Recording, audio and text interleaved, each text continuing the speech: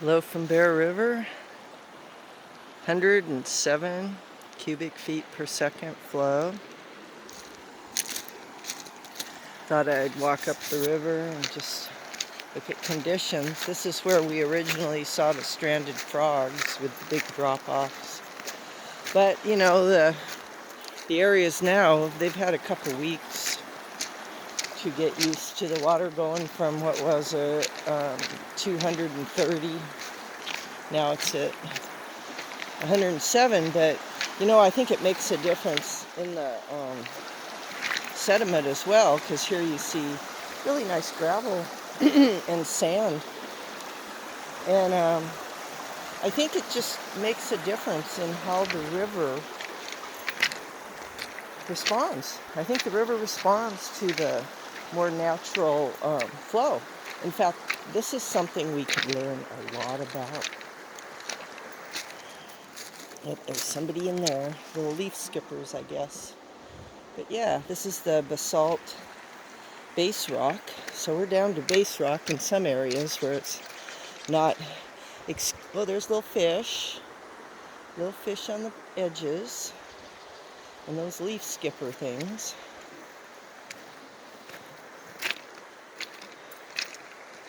Then we have, you know, what's been dewatered, but at least it was dewatered slowly, instead of that brown, goopy, stinking, dead fish smell stuff.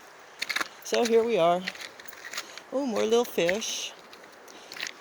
I wonder if there'll be like an increase in the fishery because of this. Because the fish look happy and they're not getting stranded in these cut-off pools. But yeah, the pool that the frogs were in, I think, is still up here a bit.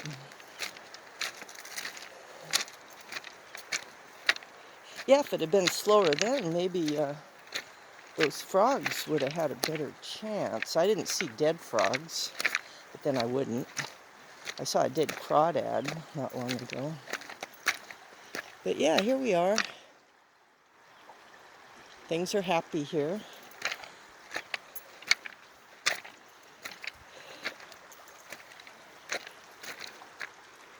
Again, a variety in the bottom features instead of just gross brown rocks. But you got sand, you got gravel, you got clean rocks where the river's kind of naturally running a little faster.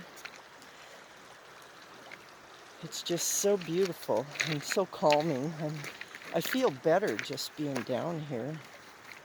Oh, there's a little fish there.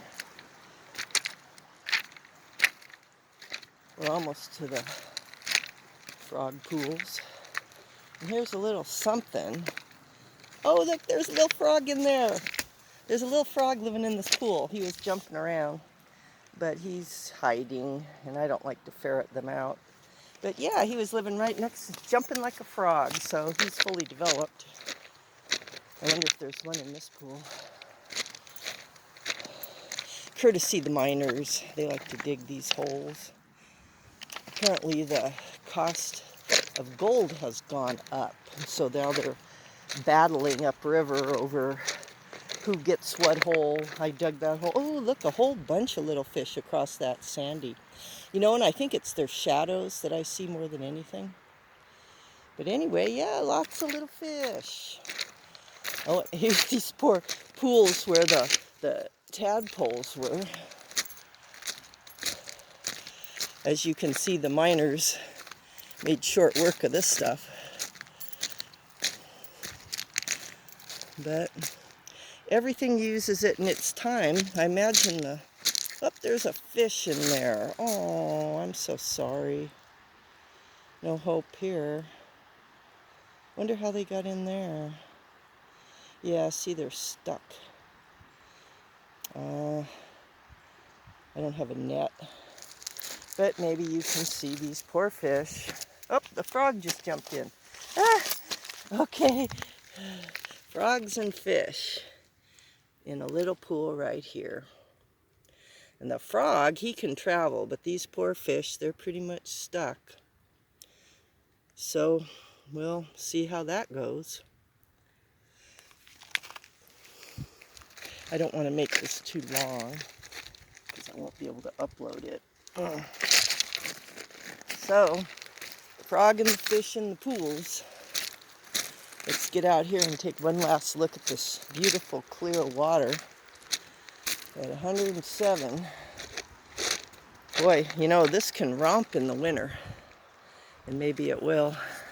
I hope so, because we haven't had any rain and it's October 15th. But there's our bear, there's our river, flowing proud.